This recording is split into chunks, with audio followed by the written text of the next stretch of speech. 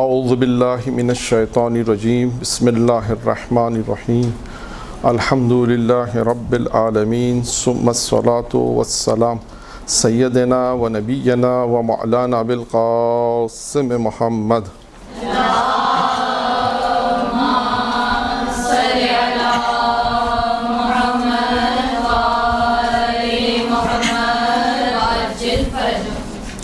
وآل بیتہ الطیبین الطاہرین اما بعد فقد قال اللہ تبارک و تعالی فی کتابہ الکریم بسم اللہ الرحمن الرحیم انا علینا للہدی.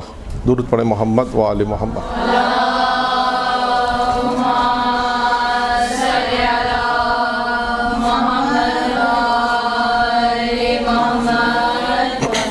کہ جس آئی مجیدہ کی تلاوت کا شرف حاصل کیا پروردگار عالم یہ ارشاد فرما رہا ہے کہ انا علینا للہدی کہ ہدایت ہماری ذمہ داری ہے.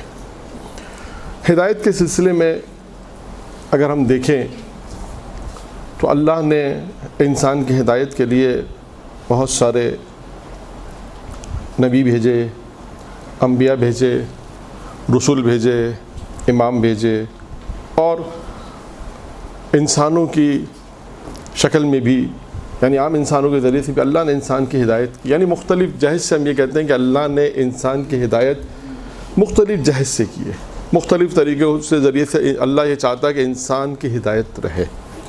اور یہ بھی آپ ہدایت کے سلسلے میں ایک سوال اور اس کا جواب ہے کہ روز قیامت تک، روز وقت معلوم تک انسان کی ہدایت کا سلسلہ ہے. اس لیے کہ شیطان نے بھی یہ کہا کہ پروردگار سے کہ میں تیرے بندوں کو وقت معلوم تک بہکاؤں گا. تو لہٰذا اب یہ یوں کہیے کہ وقت معلوم تک کا جب گمراہ کرنے کا طریقہ شیطان نے گمراہ کرنے کا ایک سلسلہ ہے کہ وہ وقت معلوم تک انسان کو گمراہ کرے گا، تو پروردگار عالم نے بھی وقت معلوم تک انسان کی ہدایت کا سلسلہ رکھا ہے. اب یہ ہدایت مختلف جہت سے ہوتی ہے، ایک جہت نہیں. جیسے میں نے مثال دی، اللہ نے جناب آدم پہلے نبی تھے، نبی کے ذریعے سے انسان کی ہدایت کا ایک سلسلہ شروع کیا اور نبی بھیجے انسان کی ہدایت کے لیے. پھر رسول بھیجے، ایک رسول کا سلسلہ ہے کہ رسول آئے. پھر امام آئے اور انہی امام میں سے ہمارا جو ذکر آئے گا کہ امام علیہ السلام نے کس طرح انسان کی ہدایت کی، اور مختلف طریقے سے جو بحث آئے گی. اللہ ایک امام ایک ہادی ہے. اور اس کے بعد باقی ہم نے یہ دیکھا کہ ہدایت پروردگار جو دیتا ہے یا کرتا ہے وہ عام انسانوں کے ذریعے سے میں ایک دو مثالیں دوں گا تاکہ میں اپنے موضوع پر آؤں. عام انسانوں کے ذریعے سے بھی آپ کو ہدایت نظر آئے گی. یعنی ضروری نہیں کوئی یہ خیال نہ کرے، کہنے کا مقصد صرف یہ کہ امام ہوگا تو ہدایت ہوگی. امام ہے، ہدایت بالکل. آج بھی آپ دیکھیں بہت سے واقعات ہیں غیبت امام میں، مجتہدین کرام کے واقعات ہیں، شیخ مفید کا واقعہ ہے، بہت سے مجتہدین کے جو واقعات ملتے ہیں آپ کو کہ امام کی طرف سے ہدایت ملتی ہے. اور بہت سے ایسے واقعات بھی تاریخ نے لکھے ہیں کہ انسان کی ہدایت پروردگار عالم نے ایک عام انسان کے ذریعے سے بھی دوسرے انسان کو ہدایت دی. یہ کہنے کا مقصد کہ کوئی یہ خیال نہ کرے کہ انسان کو ہدایت صرف نبی ہی دے گا، یہ کوئی ضروری نہیں. یعنی کتنے ایسے واقعات ہیں کہ جہاں انسان کو ہدایت، جیسے مثال ہے آپ نے کسی کو درس دیا، ایک لیکچر دیا 1 گھنٹے کا یا گفتگو کی، ہو سکتا ہے کہ جو اس کے عقائد تھے آپ کے لیکچر کی وجہ سے وہ عقائد اس کے نہ ہو. یعنی آپ نے اتنی دلیل دی توحید پر، عدالت الہی پہ، یا جو بھی گفتگو آپ نے کی اس سے اس کی پوری زندگی تبدیل ہو گئی. تو سبب اللہ اول سبب ہے ہدایت کا، لیکن اللہ نے ایک انسان کے ذریعے سے، عام انسان کے ذریعے سے جو نبی نہیں ہے، امام نہیں ہے، لیکن پھر بھی دوسرے انسان کی ہدایت کا سبب بن گئی. تو یہ معاشرے میں بھی ہے. اور اس کے بعد ہم یہ بھی دیکھتے ہیں کہ تاریخ میں بھی ایسے بہت سے واقعات ہیں. اور یہ دیکھیں خدا کی طرف سے ہدایت کیسے ہوتی ہے.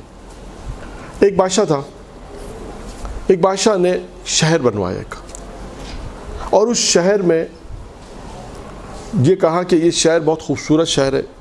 اس شہر میں اگر کسی کو کوئی نقص نظر آئے، کوئی اعتراض ہو کہ یہ کیوں ہے، کس لیے ہے، کوئی بھی اس کو اعتراض ہو تو وہ آئے میرے پاس اور مجھے بتا دے. اس نے 2 نگہبان بٹھا دیے دروازے پر شہر کے، اور لوگ آ رہے ہیں، دیکھ رہے ہیں، تعریف کر رہے ہیں کہ شہر میں اس زمانے کی یا دنیا کی ہر چیز اویلیبل ہے، ہر چیز اس میں ہے، بہترین ہے. اور آ کے تعریف کر رہے ہیں، لیکن کہتے ہیں کہ دو شخص جو عرفانی شخص جسے ہم کہتے ہیں، وہ آنے کے بعد انہوں نے پورے شہر کا معائنہ کیا، معائنہ کرنے کے بعد شہر کو دیکھا، تمام چیزوں کو دیکھا جو اس میں تھیں، ضرورت کی چیزیں تھیں، خوبصورت تھیں، تمام چیز دیکھنے کے بعد کہا کہ اس میں 2 عیب ہیں، اور بادشاہ کے پاس کہاں میں لے جائے جائے، ہم یہ دیکھ کے بتائیں گے کہ اس میں 2 عیب کون سے ہیں، اس میں 2 عیب ہیں۔ اب وہ حیران ہو گئے کیونکہ ابھی تک تو کوئی نہیں آیا عیب بتانے کے لیے، نقص نکالنے کے لیے کہ اس میں یہ اعتراض ہے، اس میں یہ ہے، اس میں یہ ہے، سب آتے ہیں، کوئی ہمت بھی نہیں کرتا بادشاہ کے سامنے بولنے کی۔ لیکن یہ 2 دیکھیں، یہ جسے کہتے ہیں جو اہل عرفان ہوتے ہیں یا اہل علم ہوتے ہیں، وہ درک دیکھیں کیسا کرتے ہیں۔ یہ بھی ایک ضروری چیز ہے، انسان کی نگاہ کتنی ہوتی ہے، یہ ایک مہم چیز ہے کہ انسان جب کسی چیز کو دیکھتا ہے تو کس نگاہ سے دیکھتا ہے۔ تو خیر بادشاہ کے پاس ان کو لے جایا گیا، تو انہوں نے بادشاہ سے کہا حضور آپ کے اس شہر میں جو آپ نے بنایا ہے بہت خوبصورت شہر ہے، ساری چیزیں اچھی ہیں، لیکن 2 عیب اس میں ہیں۔ بادشاہ نے پوچھا اچھا بتاؤ اس میں 2 عیب کون سے عیب ہیں؟ کا پہلا عیب اس میں یہ ہے کہ یہ ایک نہ ایک دن ختم ہو جائے گا۔ کہا ٹھیک ہے، تو کہا بتاؤ وہ کون سی چیز ہے جو ہمیشہ سے رہے گی؟ کہا وہ اللہ کی جنت ہے جو اللہ نے بنائی ہے، وہ ہمیشہ سے رہنے والی ہے۔ کا دوسرا عیب کیا ہے؟ کا دوسرا عیب یہ کہ اس کا بنانے والا، اس جنت کا بنانے والا ایک دن مر جائے گا۔ کہا اچھا یہ بتاؤ وہ کون ہے جو ہمیشہ سے رہے گا؟ کہا پروردگار عالم،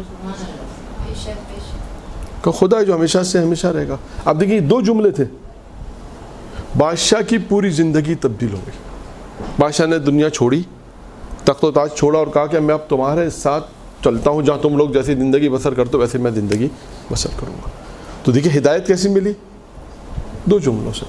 تبھی ہم کہتے ہیں کہ ہم لوگ جو تبلیغ کرتے ہیں، ہم لوگ آپ لوگ، کبھی کسی کو تبلیغ اس طرح بھی ہوتی ہے، کبھی ایک محاورے میں تبلیغ ہو جاتی ہے، کبھی 10 منٹ کا کوئی جملہ آپ نے کہا، کوئی ایک ایسی بات کہہ دی کہ اس کے دل پہ اتر آئی، کوئی معصوم کا قول ہوتا ہے، نقل آپ نے کیا ہے، لیکن اتنے اچھے طریقے سے تبلیغ کی، اتنے اچھے طریقے سے اس کو سمجھایا کہ اس نے کہا ہاں یہ بات تمہاری صحیح ہے۔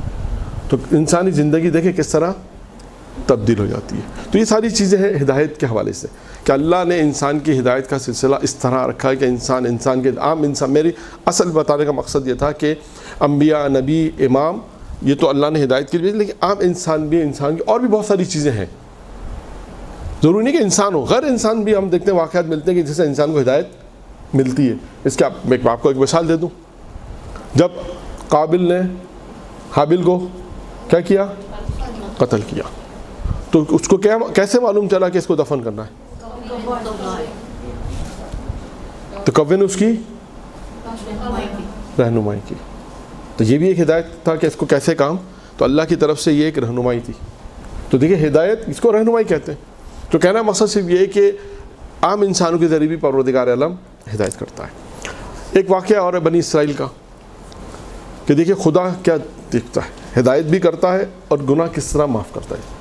پھر میں امام علیہ السلام کے موضوع پر آتا ہوں کہ صرف میرا مقدمہ تھا کہ ہدایت کے حوالے سے 2-3 چیزیں ضروری ہیں کہ بنی اسرائیل میں ایک ایسا علاقہ تھا کہ جہاں گناہ کے لوگ جاتے تھے۔ اچھا ایک تو مشہور تھا، ایک عابد تھا۔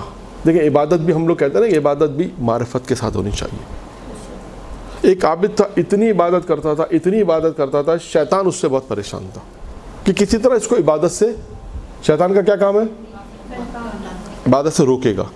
کیونکہ میں نے پہلے بھی عرض کے شاید جب بھی یہاں گفتگو کرنے آیا ہوں کہ آدھا جملہ میں کہوں گا، آدھا جملہ آپ نے کہنا ہے، ٹھیک ہے نا؟ تو جہاں میں پوچھوں گا وہاں پر البتہ۔ خیر، تو شیطان کیا کام کرتا ہے؟ انسان کو بہکاتا ہے، عبادت کرتا۔ اب اس نے کہا کہ شیطان نے بہت کوشش کی کیسے اس کو عبادت سے روکا جائے، اپنے تمام جسے کہتے ہیں نا چیلوں کو بلایا اور تمام ساتھیوں کو بلا کر کہا کہ کس طرح اسی طرح اس کو بہکایا جائے۔ بہت سے ترکیب آزمائش کی گئی۔ تو ایک شخص نے کہا، یعنی ایک شیطان نے کہا اس میں سے کہ میں اس کو بہکاؤں گا اس کی عبادت کے ذریعے سے۔ یہ بھی یاد رکھیے گا کہ کبھی کبھی آئے گا آج کی گفتگو میں انشاءاللہ کہ ایسا ہوتا ہے کہ کبھی کوئی انسان یہ خیال کرتا ہے میں بہت نمازیں پڑھ رہا ہوں، بہت روزے رکھ رہا ہوں۔ یہ بھی شیطان کا ایک حملہ ہے کہ بہت زیادہ عبادت کرنا انسان کو کبھی غرور تکبر میں ڈال دیتا ہے۔ کہ میں نے اتنی عبادت کی, اتنے روزے رکھے, ہم تو اتنے سالوں سے نماز شب پڑھ رہے ہیں, اتنے حج کی, اتنی زیارتیں کی. نہیں, ہمیشہ یہ خیال کرے کہ انسان نے جو کچھ بھی کرے, ہمیشہ یہ خیال کرے کہ میں نے کچھ بھی نہیں کیا. جتنا بھی کرے شیطان کوشش پوری کرتا ہے, اور شیطان نے انتخاب کیا کیا؟ عبادت. کوئی اور چیز انتخاب نہیں کی کہ اس کو اس کے ذریعے سے بہکایا جائے. بہت سے مشورے آئے, اب کہا کہ اس نے کہا کہ کیسے بہکاؤ گے؟ کہا میں اس کو عبادت کے ذریعے سے, وہ میرا کام ہے. اب وہ شیطان نے کیا کام کیا ہے؟ شیطان آیا اسی مسجد میں جہاں یہ عبادت کرتا تھا, آیا, آنے کے بعد یہ نماز پڑھتا تھا مصلی پر. شیطان نے آ کے کہاں نماز پڑھی؟ فضا میں. اب فضا میں آ کے نماز پڑھا, شیطان کو تو اختیار دیا ہے. یہ بحث گزر چکی ہے, پہلے بھی ایک میں نے روایت بیان کی تھی. تو شیطان فضا میں آ کے عبادت کر رہا ہے. اب یہ عابد دیکھ رہا ہے کہ یار مجھ سے زیادہ عبادت کرنے والا کون آ گیا. یہ چیز انسان کو لے ڈوبتی ہے. یہ ذہن میں رکھیے گا, یہ چیز تھی جو اس کو لے ڈوبی, جسے ہم کہتے ہیں. کیا مجھ سے بڑا کون ہے عبادت کرنے والا؟ ہم سب سے زیادہ عبادت کرنے والے ہیں. اور آ کے اب اس کو نہیں معلوم یہ شیطان ہے. اب وہ اس کو فرصت نہیں دے رہا اتنی کہ میں اس سے یہ پوچھے کہ تم نے یہ مقام حاصل کیسے کیا. میں بھی اتنا عبادت کر رہا ہوں, تم فضا میں عبادت کرو, میں تو مصلی پہ سارا 24 گھنٹے عبادت کرتا ہوں. بالآخر شیطان تھا, اس کو بہکانا تو تھا. تو اس نے کہا کہ تم یہ عبادت تم نے کیسے کی, کس طرح تم نے یہ عبادت کی؟ اس نے کہا فلاں مقام پہ جاؤ, فعل کبھی کو انجام دو. فلاں جگہ جاؤ, ایک فعل کبھی کو انجام دو. جب فعل کبھی اور فعل کبھی کو انجام دو گے, گناہ انجام دو گے, تو یہ صلاحیت تم میں پیدا ہو جائے گی. دیکھیں یہ معرفت نہیں رکھتا تھا. یہ کبھی جو میں نے پہلے بھی کہا کہ انسان معرفت بنیادی چیز ہوتی ہے عبادت ہر چیز میں. جیسے آپ کہتے ہیں نا زیارت میں بھی کیا کہا جاتا ہے؟ معرفت کے ساتھ زیارت کریں. عبادت میں بھی کیا کہا جاتا ہے؟ معرفت کے ساتھ. یہ وہ چیزیں ہیں جو انسان معرفت اپنے اندر پیدا کرے. آپ کوئی ممکن ہے کوئی سوال پوچھے معرفت کیسے آتی ہے, یہ ایک الگ موضوع ہے. خیر, یہ فلاں مقام پہ پہنچا, دیکھا وہ ایک ایسا علاقہ ہے جہاں فعل گناہ انجام ہوتے ہیں, کبھی انجام ہوتے ہیں. وہاں گیا کسی کے پاس, مشہور خاتون تھی مثال. اب وہ دیکھیں گناہ گار تھی. جب وہ آیا عابد, تو اس عابد سے کہا, اس نے کہا کہ دیکھو یہ فعل گناہ ہے, کبھی کام ہے, اس سے انسان کسی مقام تک نہیں پہنچ سکتا. تم جاؤ, تمہیں شیطان نے بہکایا ہے.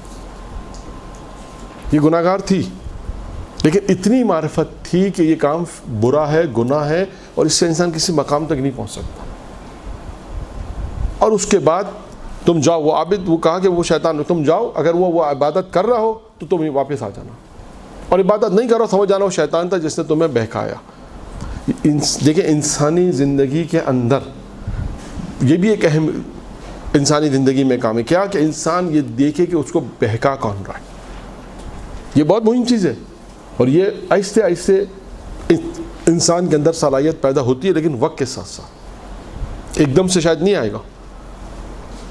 معاشرے میں اگر ہم دیکھتے ہیں نا, بہت سے اچھے متدین لوگ آپ دیکھیے گا, بہت سے متدین لوگ بھی, نماز, روزہ, حج, عبادت, حجاب, سب کچھ ہے, لیکن بعض مقامات پر ایسا آئے گا کہ وہ جہاں دین پہ عمل کرنا, وہ دین پہ عمل نہیں کر پائیں گے. جہاں پر دین پہ عمل کرنا ضروری ہے ان کے لیے, وہاں پر دین پہ عمل کوئی نہ کوئی وجہ بن جائے گی. یا اولاد وجہ بنے گی, یا خاندان وجہ بنے گا, یا معاشرہ وجہ بنے گا, یا دوست احباب وجہ بنیں گے, یا شیطان خواہشات نفسانی وجہ بنے گی. کوئی نہ کوئی وجہ انسان کی بن جاتی ہے. لہٰذا وہ کام کو جب انجام دیتے ہیں تو پھر وہ چیز جو 25 سال میں انہوں نے حاصل کی ہوتی ہے وہ پیچھے بیک ہو جاتی ہے. یہ یاد رکھیے گا, جو چیز انہوں نے اتنے سالوں میں حاصل کی ہوتی ہے پھر وہ آہستہ آہستہ, تبھی کہا جاتا ہے نا کہ گناہ انسان, جب انسان گناہ کرتا ہے تو بہت سی چیزیں جو اس نے حاصل کی ہوتی ہیں وہ پیچھے, یعنی پیچھے سے مراد ہے وہ چیز اس سے چلی جاتی ہے. خیر, یہ آیا واپس, دیکھا وہ شیطان تھا ہی نہیں کوئی, تو اس کے سمجھ میں آیا. اب آئیے اصل بات جو مجھے بیان کرنی ہے. ابھی تک میں اصل بات بیان, یہ تو قصہ میں نے آپ کو بیان کیا ہے. اس رات اس خاتون کا انتقال ہوا, خدا نے اپنے نبی کو وحی کی کہ جاؤ جا کے اس کی نماز جنازہ پڑھاؤ. تو نبی نے کہا پروردگارہ وہ تو برے کام انجام دیتی ہے. کہاں برے کام انجام دیتی تھی. کہا لیکن اس نے ہمارے ایک بندے کی ہدایت کی, کہ گناہ میں نے بخش دیے. صرف یہ میں بتانا چاہ رہا تھا, دیکھیں خدا انسان کو ہدایت کس طرح سے دیتا ہے. بادشاہ کو ہدایت ملی 2 عارف کے ذریعے سے, اس عابد کو ہدایت ملی ایک خاتون کے ذریعے سے. تو دیکھیے یہ ہے کہ انسان کی جو ہدایت جو ہمیں ملتی ہے دنیا میں اللہ نے ہدایت کا جو سبب رکھا ہے وہ امام بھی ہے، معصوم بھی ہے، غیر معصوم چیز، غیر معصوم بھی ہے، جس سے انسان کو ہدایت پروردگار عالم نے انسان کے ذریعے سے ہدایت کا سلسلہ رکھا. درود پڑھیں محمد آل محمد.